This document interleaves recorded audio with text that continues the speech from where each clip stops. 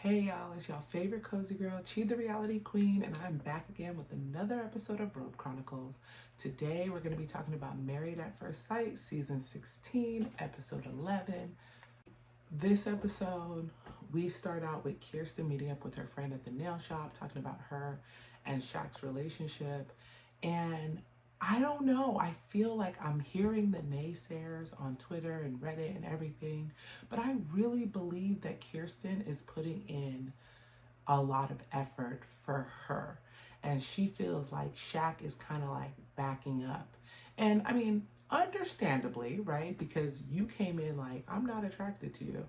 And that's kind of a blow to the ego of a man like Shaq. So I do think that he was like, well, shit, excuse my language, but he was like, well, you know what? I'm just not gonna, I'm gonna take a step back. And so in him trying to be patient and take a step back, it's almost now like he's uninterested. And I'm not sure if he is interested. But I do think that she is putting in what she believes is a lot of effort. Then we see Nicole and Chris, and Nicole's dad comes over and he brings the doggy. I actually like this dog relationship because I like her dog and I like Nicole. The dad was talking to Chris and he's kind of like, don't give in to everything that Nicole wants. Like, she's going to be happy if you're happy. And he thinks that Chris needs BDE, big dick energy. And it's funny because everybody keeps saying that, and even Nicole thinks it, but I don't see Nicole being that force that she says she is. I feel like Chris is really standing his own in this relationship, and it's actually a little uneven, to which Nicole is giving in so much. And I know maybe they're planning for the future, and right now, because they're in this honeymoon stage, Nicole is doing that. But I think a month in, we would see slips in which Nicole is very pushy. And I just haven't seen that. I'm just like, you guys keep talking about this. You guys keep saying this is who she is, but it hasn't come. So I don't know what's going on. Then Eris is talking to his friend and he's just like, I just don't really find Jasmine that attractive. And his friend laughs because these aren't shit, because his friend already knows this isn't something that's new to him. He already knew that Eris didn't find her attractive. And I feel like he knew that at the wedding. But, this is a show, so everybody has to play their part. But one thing I do appreciate his friend saying is like, well, what are you going to do? Right? Because this is an Eris issue. This is not a Jasmine and Eris issue. Like, Jasmine's ready to go. Jasmine's ready to have a physical relationship and be intimate. And Eris is the one holding them back. So his friend's asking the right thing of his friend. Like, what are you going to do? And I think Eris, he doesn't find her, like, he thinks she's pretty, right? Generally, but he doesn't find her attractive in that way. And he doesn't know how to go about it because that's a difficult thing, right? It's a difficult topic to broach. He thinks that if they have more things that they vibe on, then he'll find her more attractive. Like, and that's possible. I do believe in growing attraction to people that you might not initially be attracted to if they do things that you like or are funny or can dance or can dress, like he mentioned. So I get that. But I just wish they'd get there faster. Chris and Nicole go on a double date with Gina and Clint for like their 1 month. And I don't know if the couples have ever done that before. It seemed a little weird. It's almost like the couples are trying to bond with each other, but I feel like they don't all kind of get along. I'm sorry, you guys probably hear my dog licking his paws, but I feel like they're trying to bond with each other, like not just as couples, but I feel like this group, and maybe that's why this season is so like a little hard to watch, because we're seeing 5 couples that don't really have too much chemistry, but we're also seeing 5 women and 5 men who also don't really have too much chemistry. Like, it's very weird, and usually the girls get along so well and the guys get along so well, and you could see that. So even when the couples are a little iffy, you see that the friendship is building. But you don't really see that here. They do this couples date, which is like a comedy bus tour, and I'm sure it's fun, but it looked raggedy. Maybe it's better with more people. Like, they shut it down for them, but it just seems so awkward when it's just the two couples going around. I don't know. Then they go to the bar, and then they're asking the bartender for advice because he's married. And I'm like, is this what married people do? Ask anybody with a wedding ring for advice? I don't know. I'm not a fan of it. But, whatever. To each his own. But Clint and Gina seem like they're in such a better space. Like, they are the couple to watch for me. Like, I've been saying that. I'm a big fan. Wait, I was going to say Cleena or Gent, but neither of those names sound good. I'm just going dead that till I come up with something better. So Eris and Jasmine, for their 1 month, they went to a rage room, which I do think they probably need to get their rage out, because Jasmine spends a lot of time kind of being prim and proper and respectful, despite Eris probably pissing her off. So I'm glad that she was able to have this outlet. I wish she could just cuss him out, but obviously it's TV and she doesn't want to do that. She doesn't want to portray herself like that, especially as a pageant girl and a coach of the youth. So I think that she is bottling in a lot of her thoughts and feelings because of the impact that she has in her community and what she does. Yes, but she does admit that she's not happy with where they are. And I'm just like, thank you, right? Because it seems like Eris keeps on being like, she's so much more attracted to me. She likes me so much more, this and that. It's almost like Jasmine is in La La Land while Eris is like, I'm not attracted to this girl. So hearing her say that made me feel like, okay, she's not just being dumb and completely all into this gentleman who doesn't care about her. So it was kind of nice to hear her vocalize that, because I feel like we're not hearing that enough. Then they're showing like little clips, and Kirsten sneaks a kiss on the cheek of Shaq. And I'm telling you, everyone keeps on trying to act like Kirsten's the problem, but it seems like Kirsten is the only person putting any physical effort into that relationship. Like, I don't know. It just doesn't seem like Shaq is trying to be intimate. And I feel like Kirsten is doing what she believes. Again, I have to put that disclaimer in because maybe it's not really enough, but what she believes is enough to give this man a hint that she's ready to move a little bit forward. And he is like, not there. Then Chris and Nicole, they take a helicopter ride for their 1 month. It's cute, whatever. I'd never get on a helicopter, so enjoy it. Gina and Clint trying to recreate Jamaica with the hike and the waterfall. Didn't even know they had waterfalls like that in Nashville, but super cool. I mean, I'm sure they do, like, man-made or whatever. But it was cute. She didn't get in the water. I was a little iffy on that point, but I was like, maybe because she has the dog and she didn't want the dog to get in the water.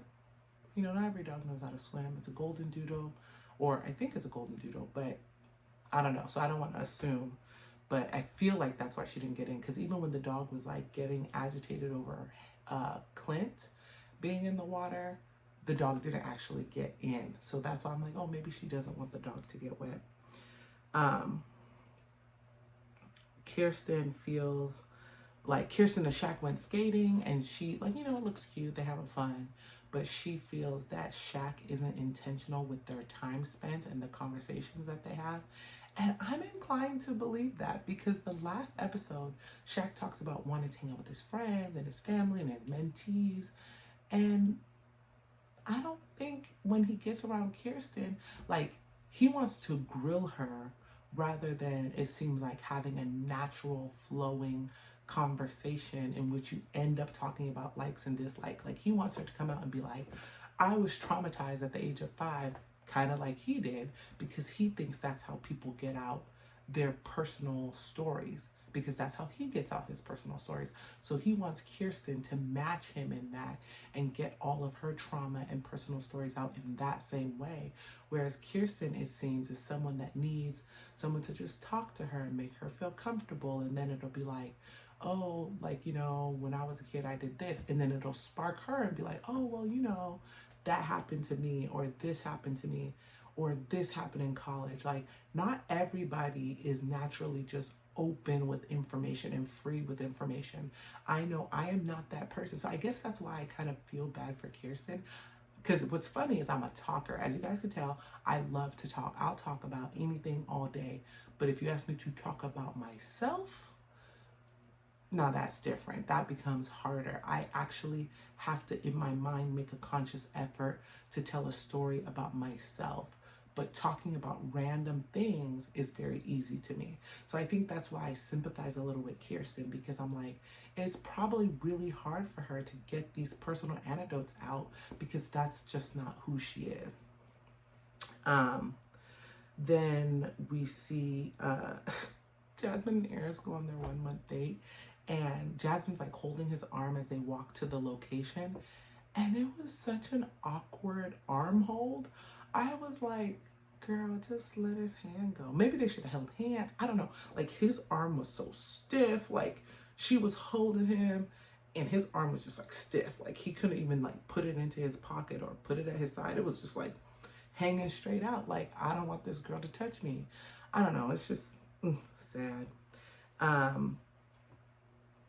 Then she asked him, like, do you think that you are putting an effort in every day? And I may be frustrated with Eris and how he behaves, but I can say that he has been as honest as he can be with this girl, surprisingly. Like, he's not leading her on at all, because he could have been like Chris. Like, think about it. He could be having sex with her and then switching up each day. You're beautiful when the cameras aren't around, and then saying you're not my type when the cameras are around. Like, he could be just doing really bad things. But I do respect him for trying to be as honest as he sees fit for the moment. I'll give him that. Yeah, but she again said she feels guarded in this relationship now. She saw the wedding day. She's like, I was so happy, so excited for what was to come, a new beginning. And now she just doesn't feel that. She feels guarded. She's still trying. She's still open-minded about the relationship, but she's guarded. And I agree. Me, I would have been like Dominique. I'd have been like, deuces, I'm not about to sit here and not be wanted by someone who, you know, I don't care. I could think you the finest person on earth, but if you don't want me, I'm dipping. And I know it's TV, and I know maybe Dominique should have handled it better, but I would have been like that. I'm sorry. That's probably why I'm not on this show, and why I could never be on this show, because you show me any ounce of disinterest, or even, because it's not even any ounce. He told you, you are not my type. You're not attractive to me, blah, blah, blah. I cannot be shamed. It can never happen. I will just carry my bags and I will leave. I will not sit there to be ashamed. I will not. So I'm really, really, really, really, really respecting Jasmine for just trying to get through this show, because it could never be me. Then we see Gina and Clint like eating together, chilling, and they talking about eating Hank. Like, she was like, if you're the last person and y'all like after an apocalypse. I don't know why that conversation is so funny, because I think it's something that I would have again. When people relate to me and my sense of humor, I love it. But yeah, so if that was what it was, like, I was cracking up. But just, I'm team Gina Glint, Cleaner. I don't know. I am team them. I love them together. I feel like they should work. In my mind, when I look at them as a couple, I know that those two people should work. The fact that they're not more lovey-dovey and all over each other is just insane. But those look like two. You know, I kind of feel like it's like Haley and Jake from season 12 or 13, whatever.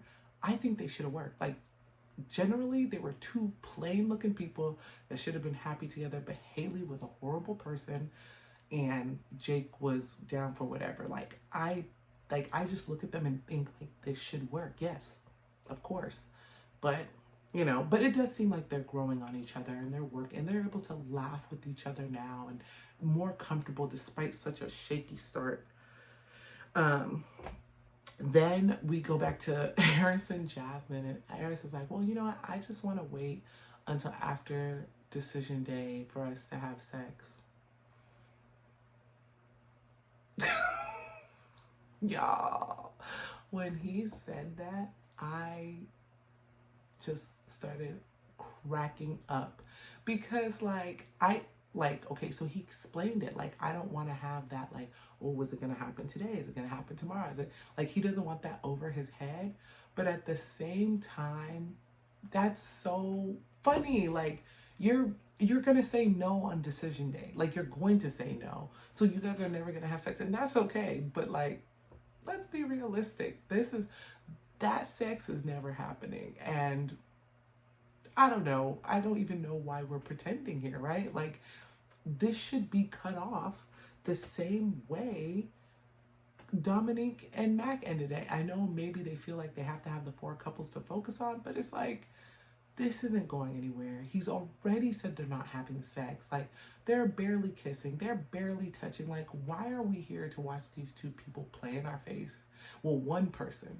The other person is trying, but not, But it's like, what's really going hard on here? Like, Eris, you're a sexual person, and maybe you're right. You're done with the meaningless sex. Maybe it is harder to have sex with somebody when you know there's a commitment, like a true commitment. I don't know, especially when you're someone who's so all over the place. But like, you are honestly going to say we're not going to have sex until after decision day when you are already like halfway out this marriage? Like, at least she doesn't have to add a body that she doesn't, that's not worth it, right? Does that make sense? Like, they could actually, if they don't have sex, technically they could get their marriage annulled. I think certain states, if you don't consummate the marriage, it's not a real marriage, you can get it annulled. So maybe Eris is onto something. Maybe Eris thought about that. Maybe he Googled it. Maybe he saw it. And he was like, if we just don't have sex, it'll be like we never got married. I can annul it. It won't be a divorce, right? And we'll be good to go. Maybe that's what he's hoping. Then they go on a group dinner. And like I said, because all of those people seem like they don't get along, those group dinners are always really, really awkward. And Eris shows up in a t-shirt. Every other guy put on a button-up or a blazer or something. Every girl is dressed up, wearing a dress, something. And Eris is wearing a t-shirt. If that's any indication of the level of effort he's putting into this relationship, right? A t-shirt. He has on a t-shirt. Like, babe, a t-shirt.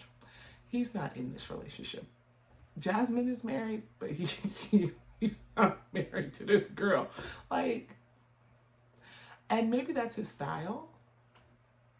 Maybe, I don't know, but I just can't believe it.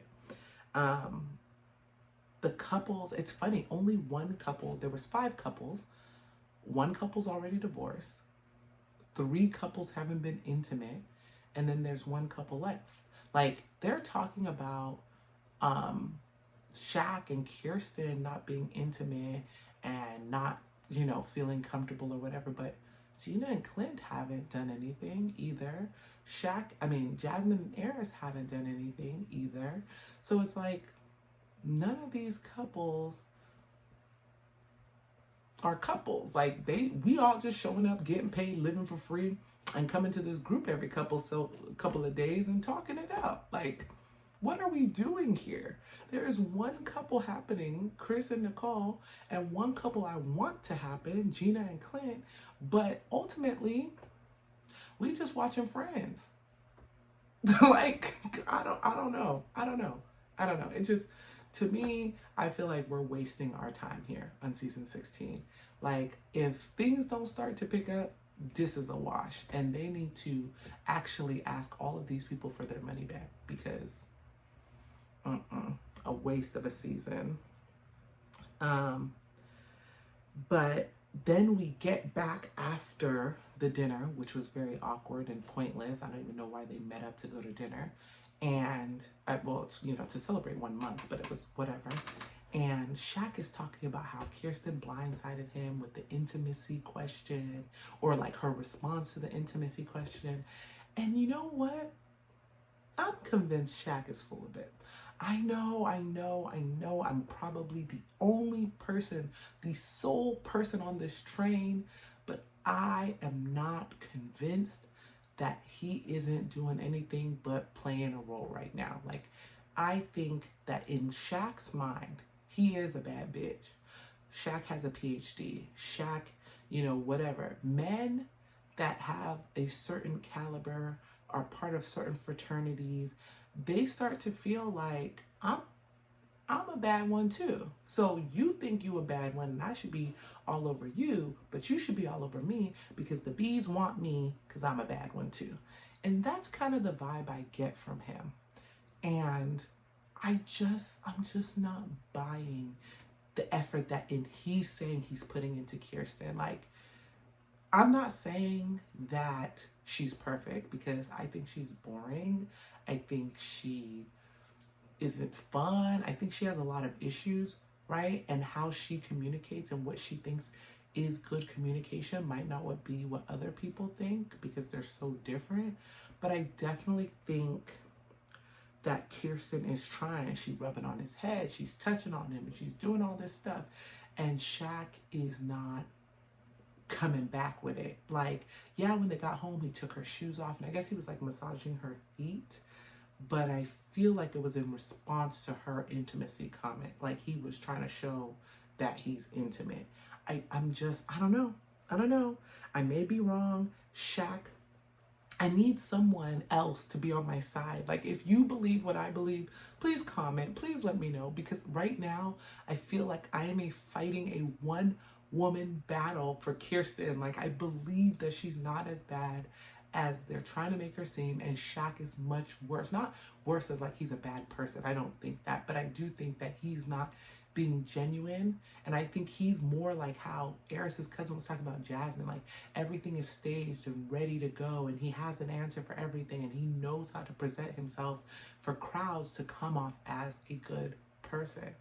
But maybe he isn't actually putting in that effort that he's saying that he is. Like, oh, I don't know. I know it's bad, but I hope that I'm not alone in this. But anyways, next week's episode, I don't know if it's next week's episode. They sit back down with the experts. When Pastor Cal gets in there and starts to taking off his glasses, like I've said before, I love it. So I'm excited to see them with the experts. They keep showing clips of Kirsten and Shaq kissing, so that kind of makes me happy. And I know, like I said, we've been focusing on them, but we need to focus on Gina and Clint. I need them to get it together. I like them, and I want them to work. So we need to see them getting more intimate, sleeping in the same bedroom, whatever the case may be.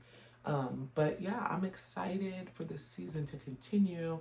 Like, not super excited because they're kind of wearing on me, but I do want to get to the end and know what happens with these couples and where they are today and how things are working out.